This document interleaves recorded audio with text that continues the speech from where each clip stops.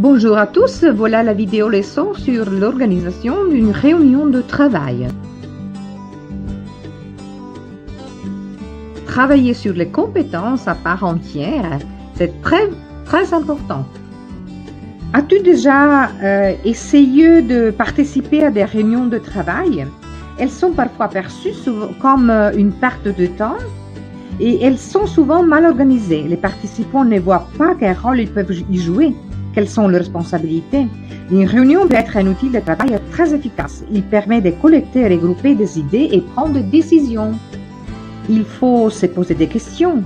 Pourquoi organiser cette réunion? Quels résultats voulez-vous obtenir? Quelles informations voulez-vous partager? Quelles décisions doivent être prises ensemble? Qui doit participer et quel sera le rôle de chacun? La compétence de savoir organiser ou participer à une réunion de travail est la base pour son réussite. Il faut donc être conscient du rôle que chacun devra jouer dans la réunion de travail. À quoi sert une réunion de travail, un meeting? À rassembler dans un même lieu toutes les personnes qui possèdent une réponse à votre problème. Comment préparer donc une réunion de travail?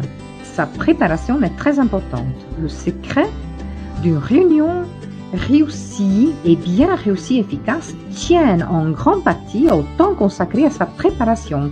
Le temps passé en réunion devra être productif. Il faut rester concentré sur les sujets importants. Il faut définir les objectifs d'une réunion. Mais quel est le but de la réunion? Vous devez être capable d'écrire noir sur blanc ce que vous entendez de cette réunion. Définir l'ordre du jour, le plan d'une réunion en détaillant les thèmes proposés. La réunion ne devra pas durer longtemps, trop longtemps. Elle ne doit pas dépasser 1 heure. Il faut bien choisir les participants. Les personnes invitées à la réunion doivent trouver un intérêt réel. Pas de spectateurs à votre réunion. Participation avant tout. Les personnes ne doivent pas perdre leur temps. Cela sera contre-productif. Toutes les personnes qui seront présentées doivent permettre à la réunion d'atteindre ses objectifs. Pour être efficace, une réunion ne devrait pas avoir plus de 8 à 10 participants. Tout le monde doit avoir le temps de s'exprimer correctement. La structure de la réunion, il faut la bien définir. La structure doit être au service de la réalisation de l'objectif d'une réunion, pour faire passer un message ou des informations. C'est la recherche d'une solution à un problème. Et les étapes d'une réunion doivent être définies clairement. Et une durée doit être programmée pour chacune de ces phases-là. Le lieu et l'horaire, il faut les choisir, les adapter. Le lieu de la réunion doit être adapté à la fois à la structure choisie, au nombre de participants. Il faut travailler confortablement. C'est mieux d'éviter les salles aveugles qui ont seulement un éclairage artificiel. C'est beaucoup plus fatigant, travailler comme ça. L'idéal est d'avoir une salle au mur de couleur claire et équipée d'une isolation phonique.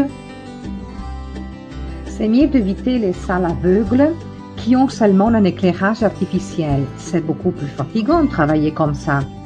L'idéal est d'avoir une salle au mur de couleur claire et équipée d'une isolation phonique.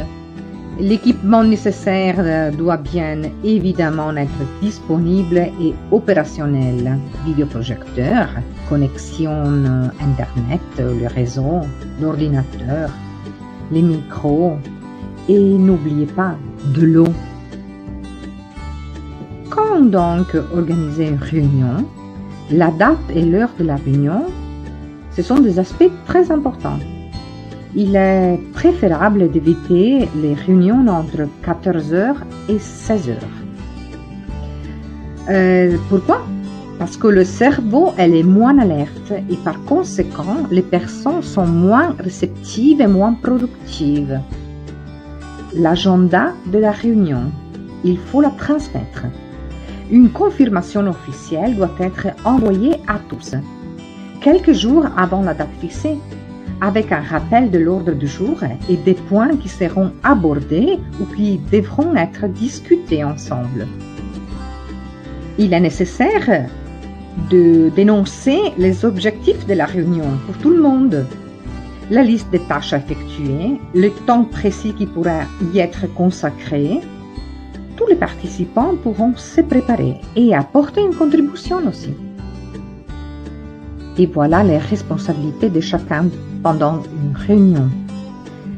Chaque participant doit bien connaître le rôle qu'il sera amené à jouer pendant la réunion.